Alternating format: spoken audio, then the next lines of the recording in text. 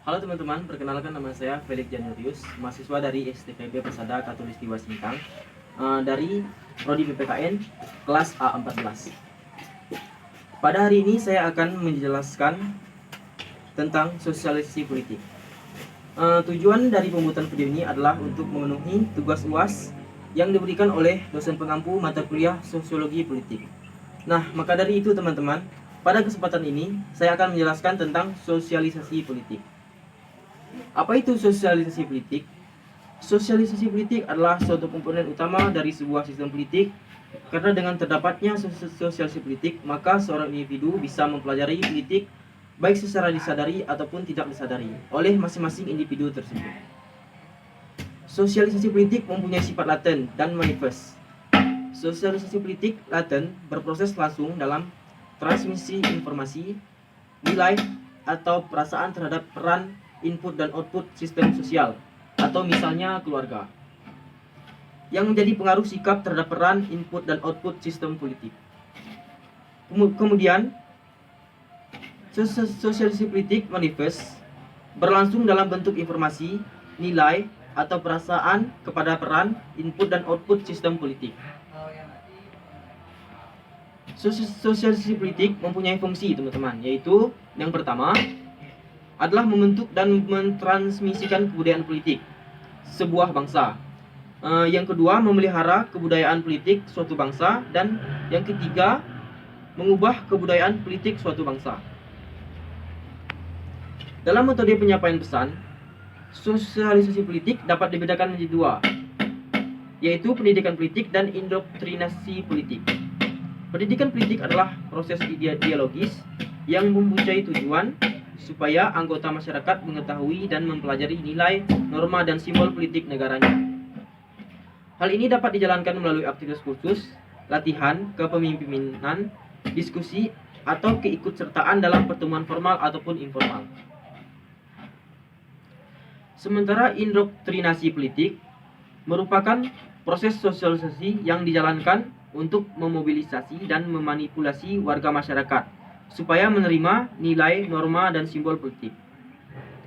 Hal ini seringkali dilakukan secara satu arah dengan memanfaatkan pemaksaan psikologis. Kemudian dalam sosialisasi politik, yaitu mempunyai sarana. Menurut Gabriel A. Almond tahun 2000 menyatakan sosialisasi politik bisa membentuk dan mentransmisikan kebudayaan politik supaya sebuah bangsa. Dan juga sosialisasi politik bisa memelihara kebudayaan politik sebuah bangsa dalam bentuk penyampaian kebudayaan itu dari generasi tua terhadap generasi muda, dan juga mengubah kebudayaan politik. Untuk dapat melakukan transmisi pandangan, nilai, sikap, dan keyakinan politik dibutuhkan sarana atau agen sosialisasi politik. Di sini ada 6 sarana sosialisasi politik, antara lain yang pertama yaitu keluarga. Keluarga adalah agen atau sarana pertama dalam membentuk nilai-nilai politik pada seorang individu. Dan yang kedua adalah sekolah. Sekolah memberikan pengetahuan pada kaum muda mengenai dunia politik dan peranan mereka di dalamnya, dan juga memberikan pandangan yang lebih konkret mengenai lembaga dan hubungan politik. Yang ketiga, kelompok pergaulan. Kelompok pergaulan dapat dalam bentuk kelompok bermain, kelompok bersahabat, dan kelompok kerja. Dengan kelompok pergaulan, orang bisa belajar mengenai penyesuaian diri pada sikap atau perbuatan yang dianut oleh kelompok. Yang keempat, lingkungan kerja. Utamanya dalam organisasi-organisasi formal maupun non-formal yang dibuat atau dasar pekerjaan, misalnya serikat kerja, serikat buruh, dan sejenisnya. Organisasi semacam ini biasanya menjadi acuan individu dalam kehidupan politik. Yang kelima, media massa. Dengan bantuan media massa, masyarakat bisa mendapat pengetahuan dan informasi politik. Dan juga media massa adalah sarana yang sangat baik untuk membentuk sikap dan keyakinan politik warga masyarakat. Dan yang keenam, kontak politik langsung. Ini adalah pengalaman secara langsung atau nyata seseorang dalam kehidupan politik. Hal itu memiliki pengaruh kuat pada orientasi politik seseorang, pandangan kepada sistem politik yang sudah ditanamkan oleh keluarga, sekolah, kelompok pergaulan, tempat kerja, dan media massa. dapat berubah oleh karena pengalaman nyata seseorang dalam kehidupan politik. Nah, teman-teman, hal tersebut adalah penjelasan secara singkat tentang sosialisasi politik. Kemudian saya akan menjelaskan tema yang saya bahas pada video saya. Temanya adalah tentang pemilih cerdas, pemilu yang berkualitas. Teman-teman, kita pasti tahu apa maksud dari kata pemilih cerdas, pemilu yang berkualitas ini. Dalam hal ini, kita sebagai warga negara yang baik diharapkan untuk memilih dan dengan sebaik-baiknya serta cocok dengan harapan kita sebagai warga masyarakat. Seperti halnya kita harus memilih seseorang yang punya visi dan misi yang sesuai dengan keadaan kita sekarang, serta mewujudkan dengan benar dan bukan hanya janji semata. Untuk mewujudkan pemimpin yang baik untuk duduk, tentunya kita tidak boleh tidak memilih atau golput.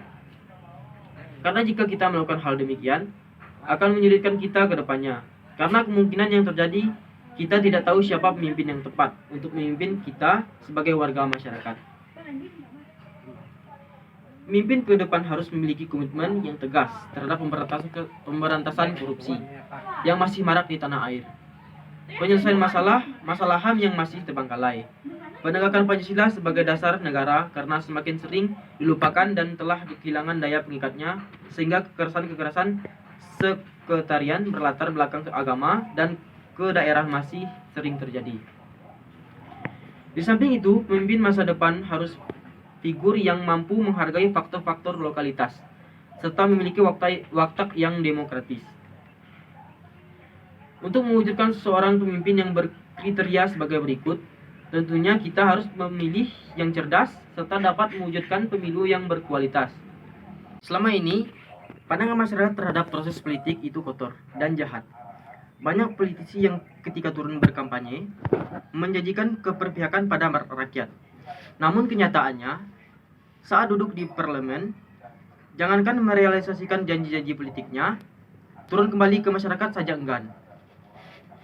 Ditambah lagi, dengan maraknya anggota-anggota dewan di daerah dan pusat yang terjerat kasus korupsi. Hal ini merupakan suatu pengkhianatan terhadap masyarakat yang telah memilihnya. Walaupun tidak semua politisi seperti itu, tetapi asumsi yang terbentuk semakin memperburuk proses demokrasi dan menjadi persoalan besar pemilihan umum di Indonesia. Hal ini dapat dilihat langsung dengan makin turunnya partisipasi politik masyarakat untuk menggunakan hak pilihnya di setiap pemilihan umum.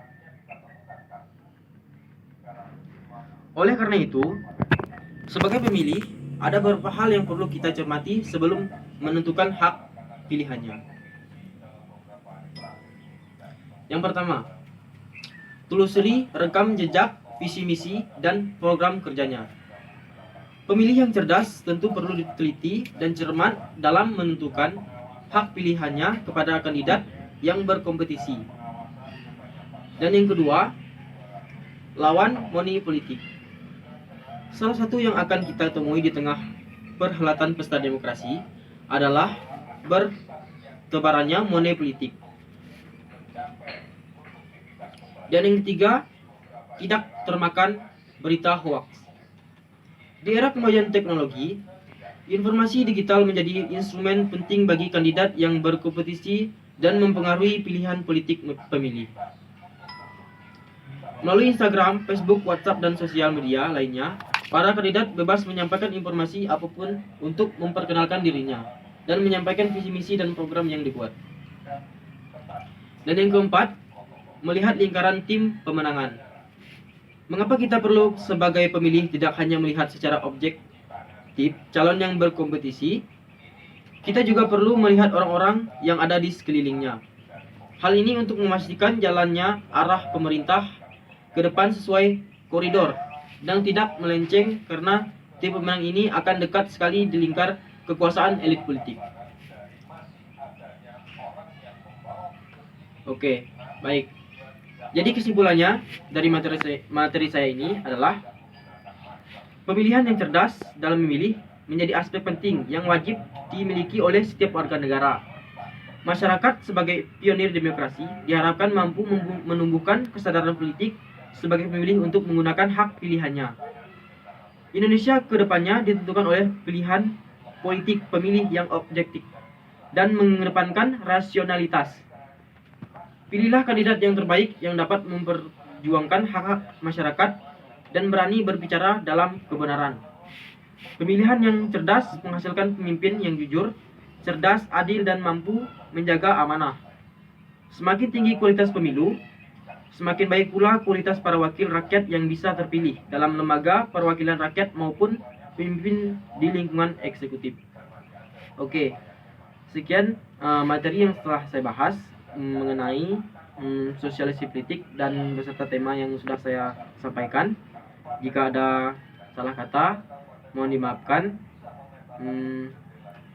Dan jangan lupa bantu tugas saya yang membuat video ini dengan cara like, comment, dan share.